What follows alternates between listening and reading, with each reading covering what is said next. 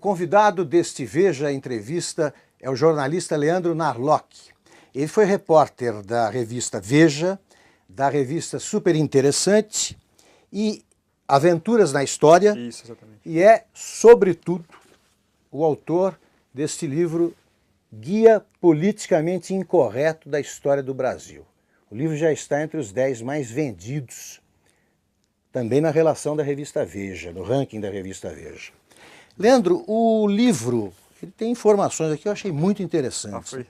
Zumbi tinha escravos, a origem da feijoada europeia, Santos Dumont não inventou o avião e o 14 bis não voava, dava pulinhos.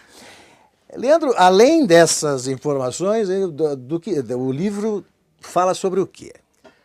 Qual é o que? Dá uma condensação. Então. Claro. Foi assim, Augusto, eu tentei irritar o maior número possível de pessoas. Isso, muito bem. Isso é bom.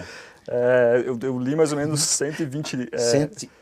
Não vou dizer que eu li todos, e a maioria desses estudos acadêmicos, são estudos acadêmicos, novos estudos 120. De história. Isso, exatamente. Livros e ensaios. Livros e 120 dissertações. Fontes que você consultou. Exatamente, tentando garimpar em todas elas o que tinha de mais desagradável e irritante e desconfortável para vítimas, para especialistas em patriotas em geral. Exatamente, e os famosos bons mocinhos da história do Brasil, né? E verdades, né? Você capturou verdades. Sim, sim. E verdades incômodas. Claro que sempre com a minha ótica, né? Capturei só aquilo que irritava. Mas fiquei tentado em inventar umas coisas, mas me segurei e não inventei, não. Mas você conseguiu irritar, né? Pelo volume de vendas, pelo sucesso que o livro está fazendo. Sim. E os irritados compram, né, o livro. Exatamente. E falam na internet, esses dias circularam os e-mails, que absurdo um livro dizer isso, como podem falar isso do zumbi? Mas me chamaram de racista até. Mas acho que é o contrário, assim, racista é você acreditar que os negros, que os índios eram seres indefesos que só apanhavam quietos, sabe? Eu mostro no livro que na verdade eles tinham poder de decisão, eles tinham capacidade de fazer a escolha deles prevalecer, assim como portugueses, como holandeses que vieram para o Brasil também.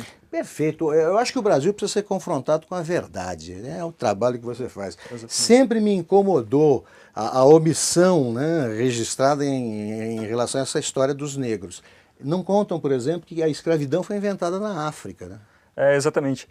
E os portugueses chegaram na África na segunda metade do século XV, né? 1471, se eu não me engano.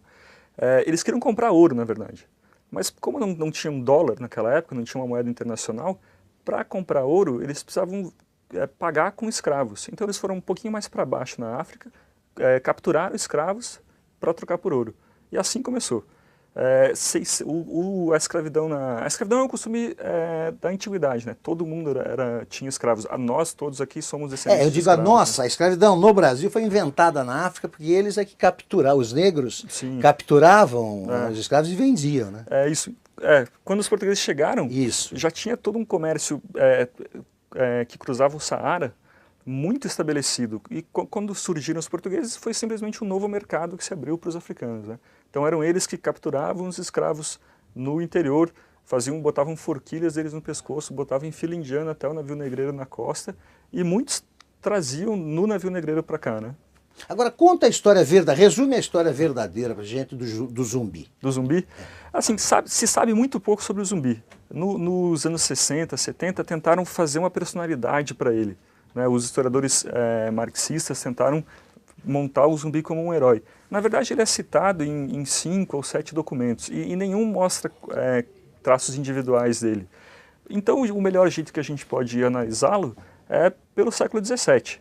Um povoado negro do século XVII, mesmo no Brasil, ele tinha uma cultura africana. Era ridiculamente óbvio, vários historiadores brasileiros falam isso, que é óbvio que ele tinha escravos.